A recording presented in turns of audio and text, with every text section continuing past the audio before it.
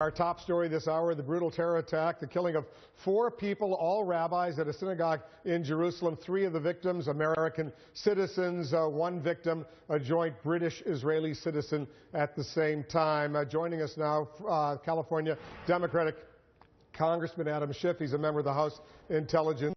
Congressman, thanks very much for joining us. The fact that 3 of the rabbis were dual American-Israeli citizens, 1 a British-Israeli citizen, is there any indication this is just by chance, or was this a deliberate attack on Westerners, if you will, Americans and British? I don't think we know yet whether this was just a target of opportunity, that they knew that there would be rabbis there and make good targets, or that they knew there would be dual citizens there. In either case, it's a terrible escalation of the violence and a horrible tragedy. And what's most disturbing to me about this is to hear spokespeople for Hamas praising this and tweeting out pictures of the dead and injured in a gloating fashion. The whole world needs to condemn this act of violence. And unfortunately, we see in Hamas reaction what Israel has to deal with a terrorist group like that.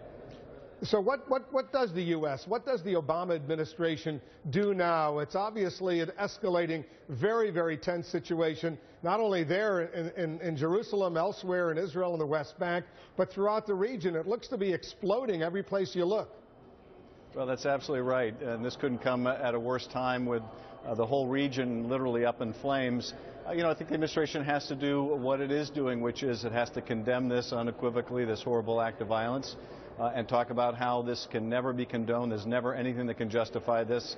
At the same time, the president has to appeal to responsible leadership among the Palestinian community to end provocative acts, and also urge the Israeli government to work with restraint and not to continue this escalation. So it's a tough line to walk, but I think that's precisely what the administration needs to do. Let's switch gears and talk about what's happening right now with ISIS, the latest ISIS video showing the beheading of another American hostage. President Obama now asking for an overall review of U.S. policy in dealing with these kinds of hostage situations, including taking a look at the military, family involvement. Do you think a hostage policy change is needed by the U.S. right now? Specifically, is it time for the U.S. to start paying ransom for the release of these hostages, as some European countries do?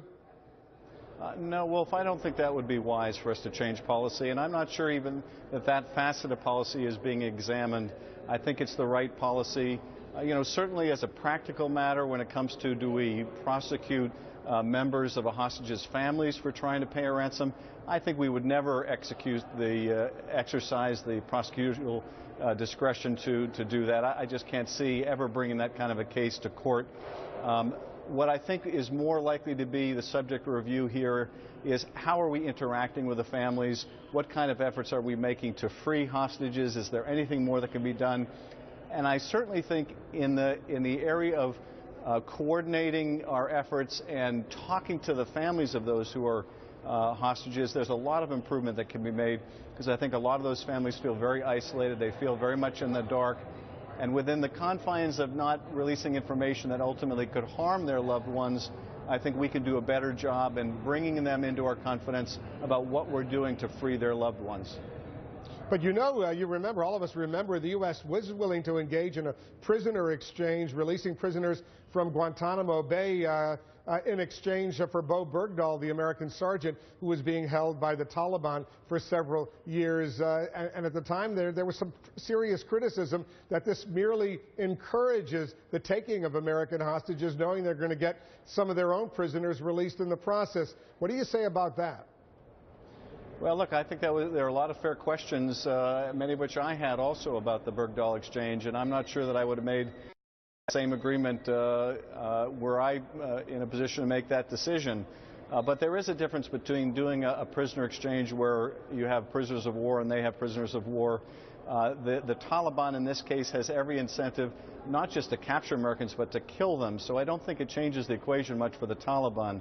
But when you're talking about paying ransoms to a terrorist organization that will use the money to fund other kidnappings and fund other acts of violence, I think that's a very different case. So I think the two are distinguishable, even though I think the Bergdahl exchange was highly problematic.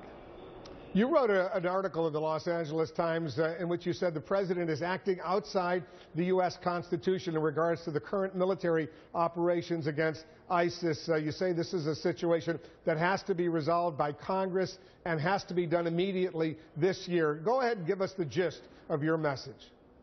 Well, my message is that neither of the two prior authorizations to use force, either against al-Qaeda or against Saddam Hussein in Iraq, neither of them apply to the current conflict.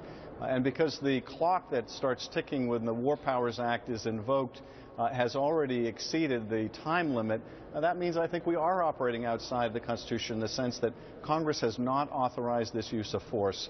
And I think Congress shares much of that responsibility because there's nothing that prevented us from taking this up before the elections because combat was already underway, and there's certainly nothing preventing us except a lack of political will in taking it up right now.